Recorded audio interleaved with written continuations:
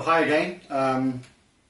In this video we're going to do something that some of our members have requested, and quite a few people want to know a little bit more about Lightroom, and have asked me to go through the various modules in Lightroom. So in this video I'm going to answer some of those questions. I'm going to do a quick overview of the different parts, the different modules that exist within Lightroom. If you do like our videos that we publish on a fairly regular basis, then please subscribe to the videos. There's a subscribe button down there, and that'll keep you updated and let you know when there's a new video published. And there'll be a series of Lightroom videos. It's not going to be, we're not going to cover Lightroom in one video. If we did the video, it would probably be about 3 weeks long, and it's just far too much to do in one video. So we're going to break it down into chunks, and we're going to start today with a quick overview of Lightroom. So let's get to it, and let's get on the computer. So here we are in Lightroom, and the first thing you'll see is a whole bunch of photographs right in the middle of the screen. This is a photography product, so the one thing that's always going to be absolutely front and centre is the image that we are looking at, or the images that we're looking at. So I'll take you a quick tour around Lightroom. This is just an overview, so we're not going to get into too much detail on each of these modules. Some we'll get into more than others. So the first thing is let's have a look at the screen layout. I'm going to say right in the middle of the screen we've got some images. This is just a panel that I use for my CPAGB, and yeah, I'm not going to go into these in any detail, but yeah, so they're right in the middle of the screen. They've got numbers against them, they've got stars and things. We'll come on to that in due course. On the left-hand side, we've got the Navigator panel, and what this allows us to do, this allows us to find our images. In one way or another, we can hunt around here and find pretty much all our images that are in Lightroom. So at the top we have a catalogue. Catalogue shows us all our photographs. So I've got 63,000 images in this catalogue, and it still performs pretty well, so I've not got any major issues there. We can have quick collections, or we'll come on to that another time. It shows me our previous import, which was 600 images from a concert I photographed quite recently. A couple of other bits. So this is where we start to find our images. Then underneath catalogue we have another drop down, which is folders. And in the folders we start to have all our folders that contain the images that we actually look at. I organise my images by year, so if I look at 2017 and I go and have a look at I don't know, something we did with Rebecca Elizabeth, then there's all the photographs that we did with her. Not very good, but there they were. For example, then there's some stuff around or whatever. So this is our photo library, and we can see there that we can just get to all our years quite easily just by clicking on the folder that we're interested in. And that's more like your very traditional way of finding images. You put them in folders and you take them out. Below that we have something called collections.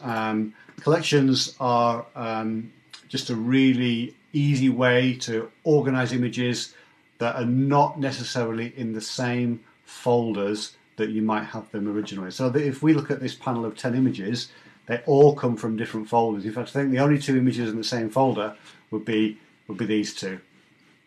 All the others are from different shoots I've done at different times, and they'll be literally scattered all over my hard drive. But you can bring them together in collections. Now, collections can work in 2 ways. You can have manual collections, I call them, where you just drag images into collections, and that just makes it easier for pulling a panel together, for example. Or you can have automated collections that automatically add images to collections based on a number of things like metadata, or a type of image, or a type of camera that you've used even, or your star ratings or your colour ratings. We'll come on to that in the future. And then we have at the bottom publishing services. So here we have the ability to take an image and literally by clicking a couple of buttons send that straight out to, in this case, Facebook or to Flickr or wherever else. You can put a whole bunch of web services in there that you can just literally just press a button and the image just flies up there. At the bottom we have an import and export. Import is a really important tool in Lightroom. This is how you get all your images in there in the first place. That will be a whole video in its own right, but that's where the import button lives. We have a quick navigation across the bottom. This shows us the images that we're working on in the current collection or folder. And then on the right hand side we have all the metadata. So this is the metadata for the images that we have selected. And as we select images, you'll see that all this stuff changes. You can see there we've got keywords. Once again, keywording is really critical in Lightroom. It's the easiest way to find all of your images. So for example, I've got these keywords on here, and this one has got motorbike, motorsport, track, ACA, Cheshire grass.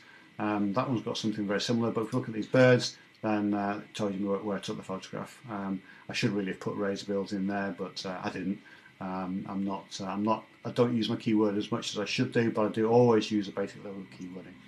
Further down, we get to see other elements of metadata. So for example, some copyright information, the settings of the camera at the time, which camera it was, so we can see that was taken on a D7200.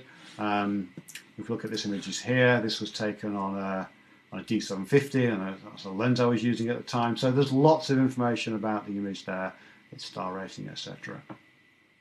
And then finally up at the top, we've got a very small bunch of little buttons there, little text items that allow us to go and find information. So we spoke about metadata a moment ago. If I just go into metadata, I can find here all the images on this page that were taken with a Nikon D750. And click that, there's one image on that page and that collection that was taken using that camera. Similarly, I could say which of these images were taken with my 150 to 600mm lens. Quite surprisingly, most of them. And with the 10 to 20 lens, just the 3. And just the 1 with a 15 to 30 Tamron. So some really powerful ways to just click through and find some metadata there. If you don't want to use metadata, you can use the keywords, or you can just find text. Find images using text, then we can just click on the words there. And we know that 2 of these images have got the word grass in them, so if we just type in grass and enter, there we go, 2 images of grass. Now you can use that in a single collection, as we are doing here, or you can use that across your whole library.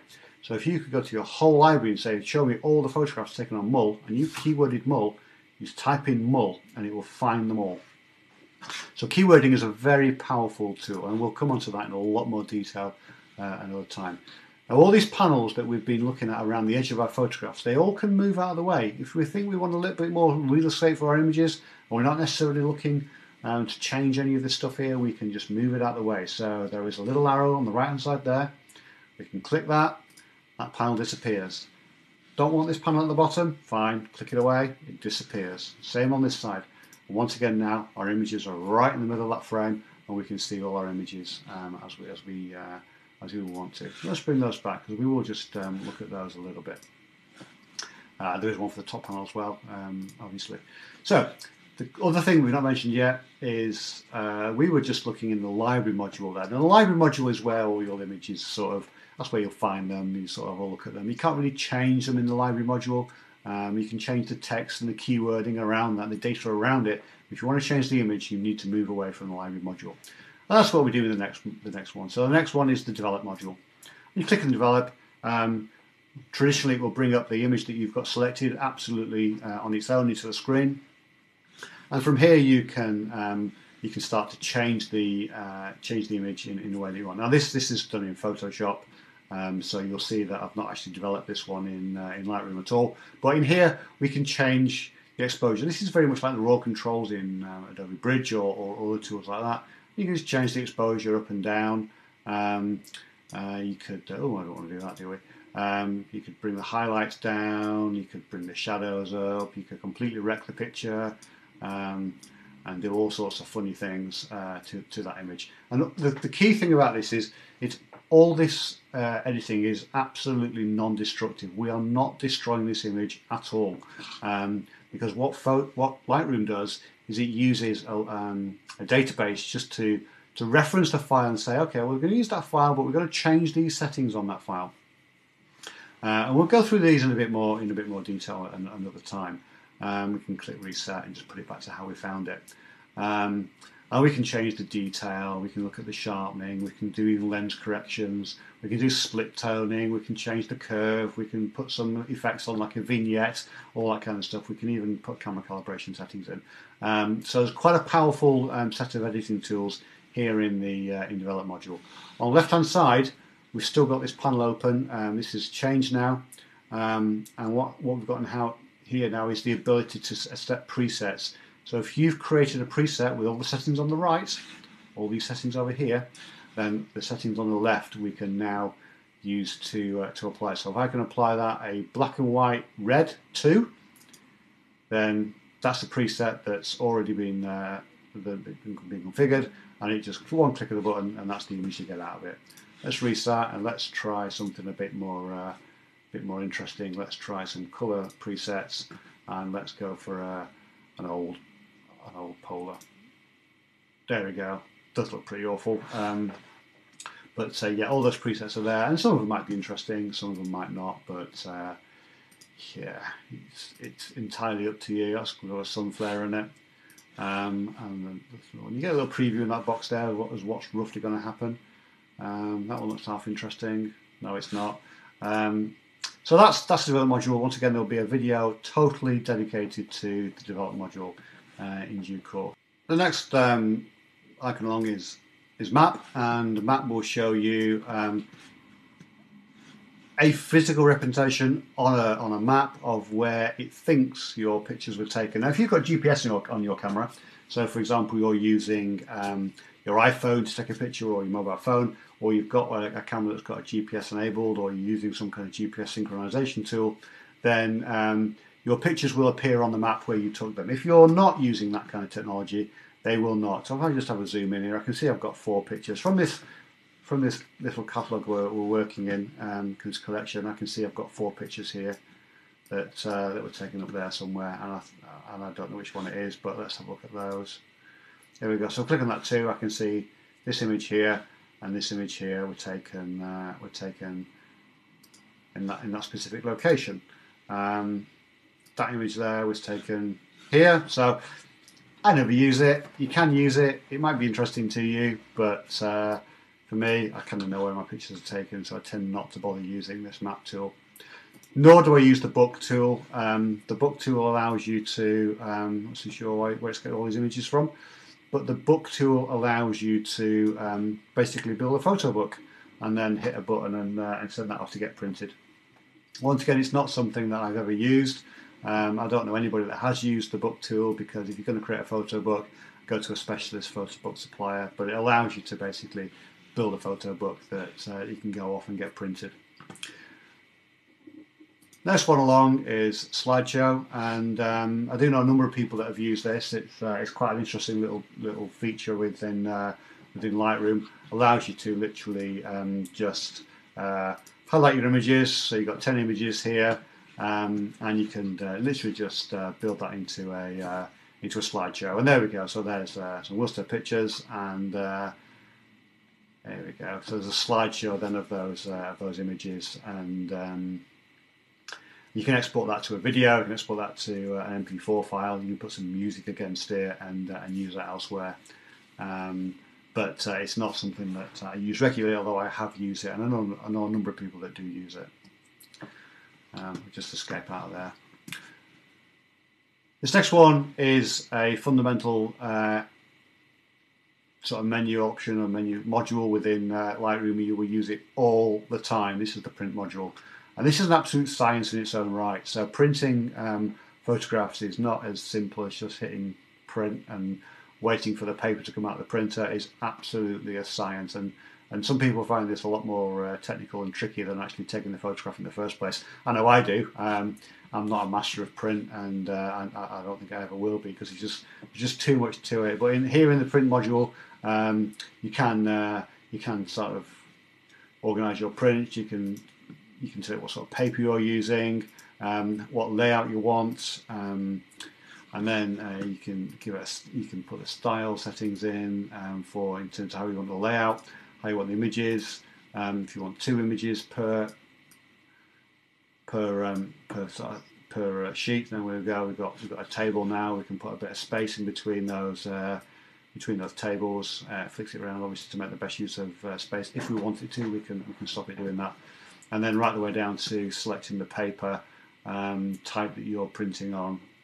Use all the profile types that you would expect. And then you can print. The final one, once again, was something that I've never used, and I don't actually know anybody that has used it.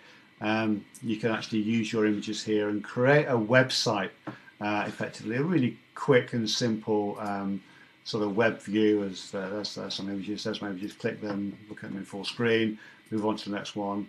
And there's lots of settings there that you can customize what this website looks like by putting titles on, or the colors, or what's to do with large images and that kind of stuff. And then you can export that either up to a website or to a bunch of files that you can manually go and put on a website.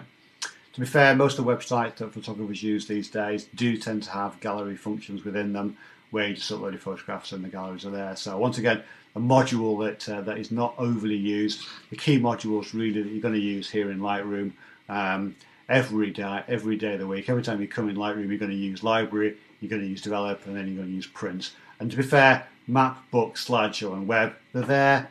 I don't really know whether we use them that much. Slideshow maybe gets a little bit of use every now and again, but it is all down to Library, Develop, and Print. And the other four, they're just there to keep the numbers up, I think, from Adobe. Well, I hope you learned something there.